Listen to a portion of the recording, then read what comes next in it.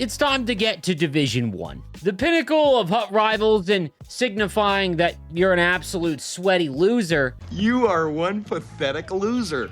Has eluded me this year in a way that I just simply will not accept anymore. In the last 6 years of me playing this game, I've always gotten to Division 1. This year, I peaked at like 1850. Yo, suck!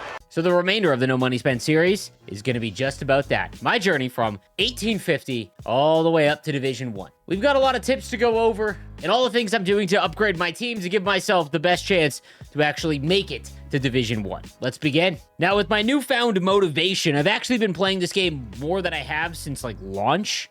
Why? Which has had me chasing things to actually improve my team that I just simply ignored. First up was the Game Breakers and the PWHL moments that were released. I spent about 15 minutes in the auction house, and I spent 30,000 coins and made an entire lineup of Game Breaker cards, and I was able to bang out all of the Game Breaker objectives in 3 squad battle games. Now, the only thing I pulled from those packs was my hamstrings, but I also completed the PWHL moments, which were actually really good packs. Now, the whole thing took me about an hour, and I still stand by doing chores in a video game is absolutely brutal, but I can actually justify all of the stuff that I got from the hour I actually put into playing the game. Now, in the last episode, I talked about making another round 2 fantasy item from the playoff event after getting John Tavares. He did score 2 goals and upgraded to 95 overall. However, it is all but inevitable that the Leafs are gonna leaf. Nonetheless, at 95 overall, he's still a fantastic center at 98 faceoffs, 96 speed and excel, so I'm completely okay. Matthew Nyes from round 1 has also been great. I would love if he scored one more time in game 6. Now, I actually decided to hold off making a second round 2 fantasy playoff item. I just didn't really love any of the other options. Whoops. And I figured that they would do a round 3 and maybe even a Stanley Cup version as well, so I just held on to the collectibles, and if I eat the loss, I eat the loss. Now, we also got the new Hut Closers event, highlighted by the 95 Joe Nieuwendyk, and this is a card I actually want to go after and burn all of my collection for. I'm just kidding, I'm not doing that. What a stupid value. I mean, honestly, if you're Hut Rich and you want to burn 294 overall at Master Set player items or cards that you get from this event, go ahead. But even if you found some good deals like the 94 Emily Clark for 200,000 coins or below, you still don't want to pay 400,000 coins for a card that doesn't even get free abilities. If only we had account-bound cards in the game. Now, I've talked for months that I need left-handed defensemen, and Scott Niedermayer has been unbelievable. Having someone with 99 speed and excel, he's been everything I've needed him to be. However, behind him, I've got the 91 Sharpshooter Vince Dunn and this 92 XP Thomas Harley with only 92 speed and excel. I simply need to upgrade my left-handed defenseman. And while I could make the new Bobby Orr, again, just really don't love the cost. However, they did drop the new 93 and 94 variant of Ryan Whitney, and I know that I can get 10 wins in Hut Champs. This is actually a fantastic left-handed defenseman card. Even though he's only 93 overall, 95 skating across the board with 3 fantastic abilities, in my opinion. This is just the perfect card to go out and get. So definitely going to hit my 10 wins in Hut Champs to make sure I grab this new Ryan Whitney so I can add him to the team. Now, the only other thing I need to check off the list for my team is to upgrade Macklin Celebrini's next-gen master item all the way up to 96. However, I gotta say, really rough value because his acceleration is stuck at 93. His face-offs are only 93, and I know he's not gonna win the Calder, but I still accept it. Macklin is the future of my favorite team, so I will be upgrading him. However, let's get to the meat and potatoes of this video, and that is the journey in Rivals to get up to Division 1. Now, a couple things. One, I will not be doing the L2 glitch down the boards looking like an absolute buffoon. That's not real hockey, and I stand by my old man yelling at the clouds take of it's just asinine to do that. However, everything else, that's pretty much on the table. So let's hop into a game and go over some of the things that I think you absolutely have to accept and do in-game if you are going to increase your rating and get a lot more wins in Rivals or Champs. In my climb so far, easily the most impactful thing that I have implemented in my game is utilizing the X or A button more. This means not only the stick lift when you don't have the puck, but actually utilizing reverse checks on almost every single rush. It is something I have ignored pretty much all year, but when you go up against someone that is really good at reverse checks and the timing of it, it is one of the most frustrating things that you have to deal with. In my time over the last week, grinding Rivals and Hut Champs, instead of just trying to beat the player down the boards, using the reverse check is absolutely unmatched when it comes to hanging on to the puck and creating offense. Now, if you are using the total control scheme, then how you perform a reverse hit or reverse check is by using the X or A button depending on your console. All you need to do is hit X or A. As your opponent gets very close to do a hit to you, you will give up the puck momentarily, but you'll do a shove animation that comes with almost full force, almost always knocking down your opponent if they are coming in for a body check. The other massive bonus to using the reverse check is that it actually nullifies players that abuse the hip check, where they just hold down the hip check button, and no matter the speed you come at the player, you just always get a stumble animation.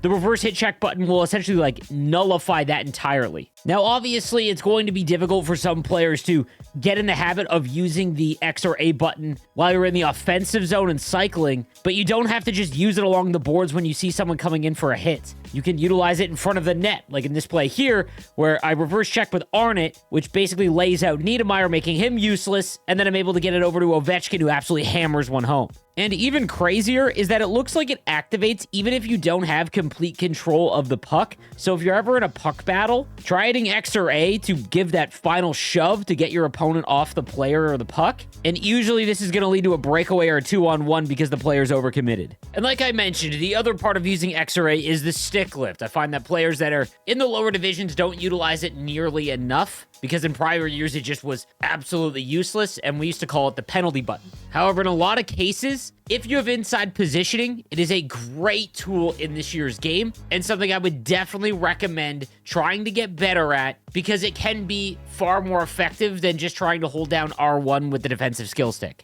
So over the past 7 days, I have been grinding Rivals, all with the intention of getting up to 2100 and making Division 1. And along the way, I've actually been pretty impressed with my progress so far. Obviously, Rivals is intended to make you go 500, so because I've played the entire year, I'm kind of just locked into where I'm locked in, and making substantial strides is usually pretty tough. However, as it stands right now, I'm sitting real close to 1950, almost a 100-point increase over the last 10 days. All right, so let's get into a game, and I'll break down all the important parts and things that I want to show you guys that I've been really paying attention to during my climb up to Division 1. All right, this first sequence here, I can't get control of the puck at all. Chasing it around a lot, my opponent is cycling it quite well and getting some shots on that I'm blocking, but I'm not able to get to the loose puck. Something that is absolutely necessary when playing against players that are very good at controlling the puck is to not go for hits, poke-checks, stick lifts, or any of that.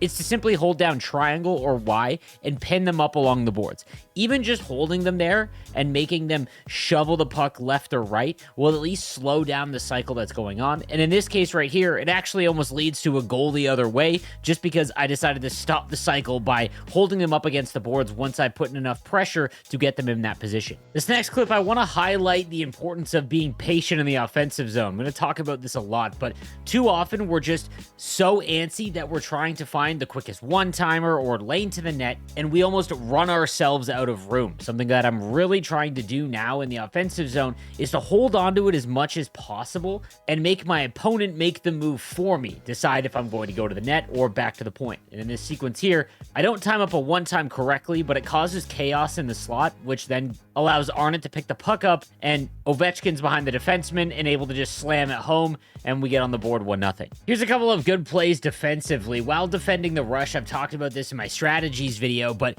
you want to try and make sure your defensemen stay in between the face-off dots. And the reason for that is to just not allow players to just crash right in front into the high danger areas. So with Niedermeyer, I force him into the corner. I then tie him up, which he then sends it back to the point. With Tippett, I'm up with Hughes. I meet him immediately, hold him there again. You don't just have to poke-check or go for a hit. Immediately pinned up along the boards because he doesn't have anywhere else to go. He somehow ends up with the puck again, fires it on net, and then Parayko is able to collect it and get it out of harm's way. Now, later on in the second period, I'm in a one-on-one with Nathan MacKinnon, and he goes for a poke-check, and I'm able to get by him. In this situation here, on a 2-on-1, I have one of two options. One is I can send it over to McDavid, but he's on his forehand, so I know he's not going to be able to get a hard one-timer. I could wait and try and force it over for a forced cross crease, but my opponent has played it pretty well so far. Or my third is a little razzle-dazzle. So I decide to use a little toe drag to stop my motion. He overcommits, and then I go upstairs top shelf when you've got players with good zone abilities. that can help their shot, try and pick those corners a little bit more. Off the ensuing face-off, this is something that I want to point out. A lot of the goals that you give up, if you actually go back and watch them,